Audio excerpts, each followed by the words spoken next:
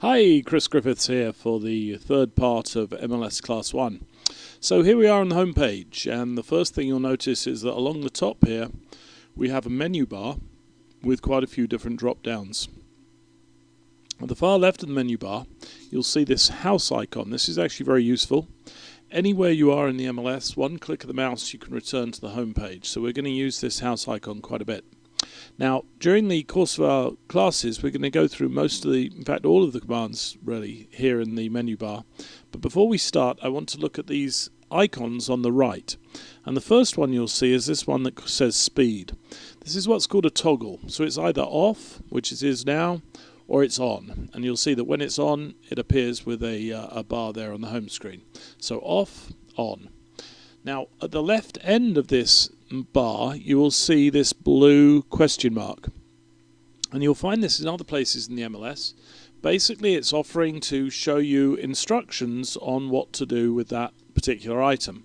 And you'll see that it says there are a bunch of different things you can do with this speed search. My personal opinion is there are two things it's good for, and it does that very well. The first is to search by listing number. Now, we all know that Realtor.com shows the listing number for each property. So let's say, for example, that your client's been out surfing Realtor.com and they call you up and they say, I've got these two listing numbers, can you please set up an appointment? So notice when I put the first listing number in, over here on the right, it says it's found one listing. I can put as many listing numbers in as I want. All I do is separate them by commas. No spaces, just a comma. So I'm going to put in the second one. And 3632, very good. And you'll see that now it says there are two. So you can put as many as you want in, separate them with a comma, no space, and then you click on the magnifying glass and it's going to show us the results. Now, what we're looking at here is the one-line grid. You can sell that up in the top right here on the display. And the only difference between what I have here and what you have in your screen is that I have these little pencil and paper icons. Now, on my personal MLS account, I do not have this. This is purely because this is a training account. So don't feel cheated. You're not missing anything. It's not something that regular members get. Now, anything that is blue and underlined in the MLS is a hyperlink. So if we click on the listing number here, it's going to take us straight to that first listing. And then we can use these arrows up here at the top to maneuver between them and look at the information on the various different listings. Okay, so let's clear this search up here. And then what we're going to do, the other thing that I find this very useful for, is searching for an address. So let's say, for example, you're on your way into the office and you see a sign at 657 Foxwood. Notice that as I finish typing, it shows in the right here 4 listings found. When I click on the magnifying glass, it's going to show me those 4 listings. Now, obviously, this is basically the same property. For some reason, they've put the city as out of area on this listing. I have no idea why.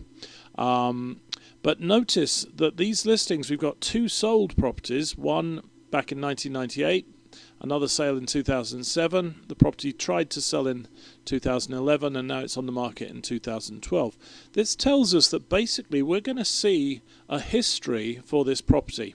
Now, in our immediate area, that being Pasadena and Glendale, we've got about a 15-year history. Across the whole of Southern California, we've got about a 7 to 8 year history. So any listings on that particular address are going to show up. Let's try a different address, and this time let's do 333 Louise. Now it's going to show us that we've got 35 listings, and when we click through, you'll see that we've got several different types. Well, first of all, it's obvious that these are condominiums, and you'll see that we've got them going back. In fact, there's one back here in 1997, a sale in 1997. And then we've got residential lease. And what the heck is residential income doing over here? Well, when we click on it, you'll see that this is actually a different Louise. This is East Louise in North Long Beach.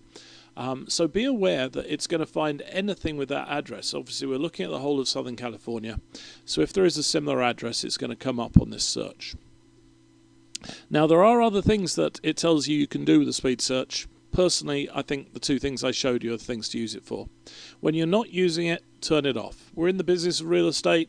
It takes up space. Okay, let's get rid of it. It's very easy to bring back. Okay, And I actually just inadvertently clicked on the thing I was going to show you next. Okay, so let's go back to the home page. And the icon to the right of it, this green plus sign, this is another very useful thing. Let's say, for example, that you're in the middle of a long and complicated CMA, and your client calls and says, what about 123 Easy Street? Well, you don't want to lose everything you're working on.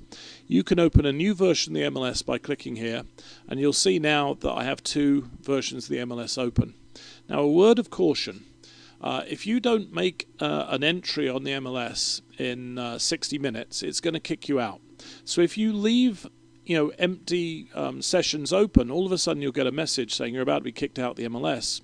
And you're going to say, what the heck, I'm working here. Well, my advice, when you've finished using it, just close it. You can have as many of these open as you want, so it's a great tool. Now let's look down the page. Notice that there is a big lump here. And this is a message from your MLS staff, and we only post things here when we think we've got something important to tell you. And this is different than the message you'll find occasionally in your broadcast notices. So do make sure to read these when they come along. It's important, okay? And the rest of the page is made up of these what are called modules, these little rectangles. Now the first thing to know is up at the top right here, if you go to Customize Homepage, you have total control over which modules you show. So if you like a nice, clean, tidy desktop, you can turn off the ones that you never use. Let's go back to the home page. Now, some of these modules are more useful than others. And possibly the most useful you'll find down here on the left, and it's the 24-hour market watch. Now, obviously, you cannot see this when you log in the morning, but never fear. Watch my mouse. As I go into the header for the module, you see how it turns into a 4-arrow thingy. If I now press and hold the left mouse button, I can drag this where I want it to be on the page. In other words, you can make the home page exactly what you want it to be. You can move your things around. A lot of people find that the agent tools are useful, so you can move them around exactly how you want them to be. Let's come back to the 24-hour market watch. You'll see that these numbers are enormous, and obviously none of us are going to go and look at 1,000 listings. So how do we make this useful? Well, right now it's showing us new listings across all of Southern California, and most of us really have no interest in that. So we're going to go to Admin, Your Preferences. Now if you come to this and you're looking at a bunch of blue lines, just come up here in the top left to Expand All. And where we're going is down to the end of the first section here, so 24-hour market watch areas. There are several ways of putting things in here. My advice, just use one, and that's the entry box. And this is a smart box. So let's say, for example, you have a client who's looking in Encino right now. Notice as I start typing, it limits it to just areas with that word in. And when I click on it, it's going to put in the abbreviation for that rather than the actual thing. Let's say I also have a client looking in Sierra Madre. Put in too many E's there, Sierra Madre. So again, it's going to show us that, and again, when we put it in, it's going to be the abbreviation. And let's say we have a client looking in Sun Valley. Again, it's going to show us everything with Sun, and when I click on it, it's going to put the abbreviation in. It's very easy to change what you've got here. And my opinion is that this is where less is more.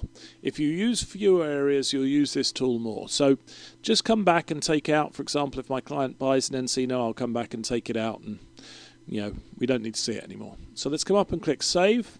And now when we go to the home page, you'll see that the numbers here are much, much smaller, and you're going to use them this way. So let's click on the number 9. It's going to show us the 9 new listings that have come on the market. And hopefully it's going to show us a couple of different property types. Yeah, there we go. We've got 7 residential, 2 residential lease. It's going to show you everything. So if there was lots and land in those areas you chose, it would absolutely show them to you. And if you want to see the details, again, you click on the blue hyperlink and it's going to show you the information. And then you can use the arrows to move between them. Okay, so a very, very useful tool. Again, less is more. There's another very useful tool here called Single Sign-On. You are in a secure environment, and what that means is that you can now go to another secure environment without putting in a password. So for example, if you want to go to the commercial database, all you do is click on commercial, or if you want to go to the NAR, Real Property Resources, RPR, you can just click and go through. The first time you go in, you'll have to set it up. Okay, so that's very useful. And then the listing locator is also very useful. Now, a lot of the things you can do in the listing locator, you can do with the speed search. But the list price lookup I find very useful. So let's say I went to Caravan this morning, saw a house that was 596,000, can't for the life of me remember the address. Well, I can come here and I can look it up. And you'll see that we've got, this really does show you how large an area we cover. Huntington Beach, Canyon Lake, San Pedro, you know, all over. Notice that the first couple here are 596,000, and then the others are different numbers with a letter V after them. This means that they are value range listed properties. If you see them with 876, that's a dead giveaway that it's a prudential listing. So what it means is that you have a high price as your listing price, and then if you scroll down, it has a value range price. Now the advantage of that is that any search between those two numbers will bring up that particular property. So it's a perfectly valid and useful tool. Just remember that when you see this V, it means it's a value range priced property. Let's go back to the home page. Okay, what else do we want to look at on the home page? Okay, let's have a quick look at the agent tools here. Just about everything that we're going to do using these drop downs, you can do from the agent tools. I'm going to demonstrate everything from the drop down menus, but on your own you might prefer to use, for example, to go to a new listing, go to enter new listing here, instead of going to listings, enter new listing. So just be aware that there are various other things here that you'll find helpful. And we're going to go on in just a second and look at customizing the MLS. Thank you.